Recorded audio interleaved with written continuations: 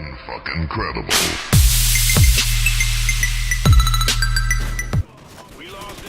Well, what up everybody, it is Chrome here bringing you a brand new video on the map Strikezone, and obviously I'm playing Ghost, and this is actually my third time trying to record this. The first time it was a pretty good commentary, but I didn't really get to say everything I wanted to, so I just decided not to. And if you guys are wondering why I just do that care package inside, it's because I hate getting I hate when people get care package chems and stuff like that. I didn't know it was going to be a chem strike, but I don't really like dealing with care packages, so I always make them go on the roof. Anyway, on to my topic, which is kind of a hot topic lately. Basically, I'm going to be talking about the next Call of Duty and what they need to do to really knock it out of the park. Because as you guys probably know already, the Call of Duty franchise is kind of going down the drain, especially with Ghost. I mean, personally, I'm having a lot of fun with the game, but they actually lost a lot of business because of this game. So basically, my first tip for them, not that they're gonna listen to this or anything, but is to take components from previous Call of Duties and putting them into the next one. Because personally, for me, I like the old Call of Duties a lot better. I like how simple they were, which is kind of what the best part of it is how simple it is to you just play and have fun. So one thing that I mean when I talk about it being simple is how the class setups were so standard. It was just you get a gun, a secondary, a grenade, tactical grenades, and 3 perks, and you get 1 attachment unless you put on the perk. Personally, I think maybe you should just be able to have 2 attachments all the time, because it does kind of get annoying, like in Modern Warfare 2, where you'd have to have the bling perk. But so basically, I think they should just make the game as simple as possible. Not try.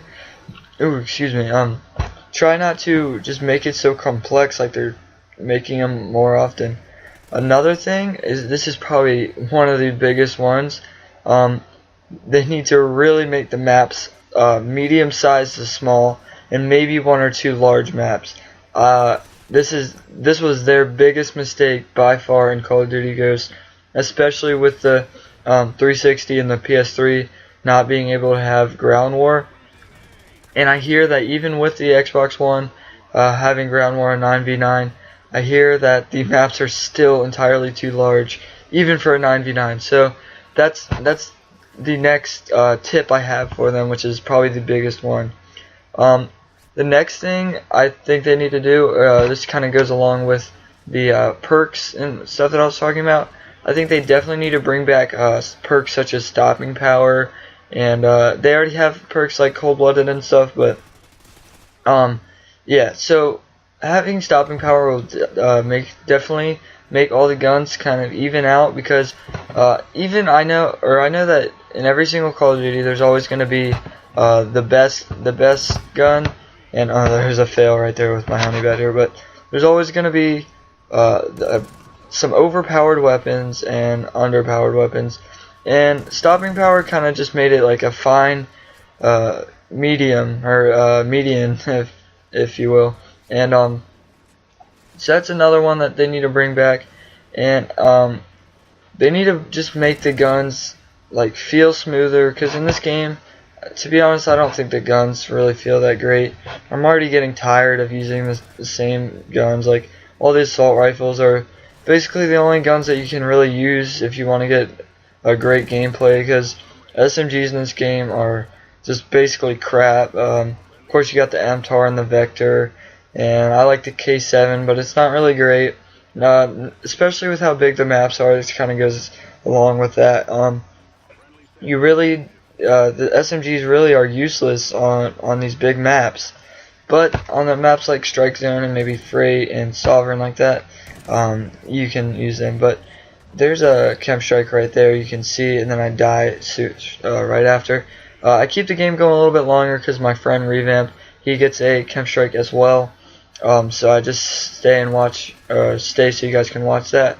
and I do pretty well. Or I know I died twice in a row, but I do pretty well after the KEM strike gets called in. So, anyway, what I'm trying to say with this commentary, basically, about the next Call of Duty is that if they don't knock this one out of the park, if they don't make this next Call of Duty the best one yet, and I know that's going to be very tough because, I mean, how could you ever beat Modern Warfare 2 and Black Ops 2? But anyway, what I'm trying to say is if they don't make this Call of Duty the best one they've ever made, then Call of Duty franchise, I'm sorry, but they're done. Like, they're not gonna, I don't know, they're just gonna die out completely.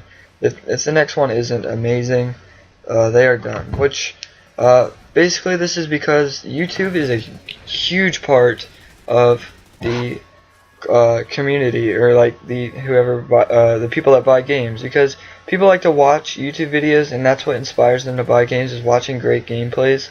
And but as you can see, my friend already got his KEM strike, so that's wrapping up the video. Comment, like, subscribe, all that good stuff, and I'll see you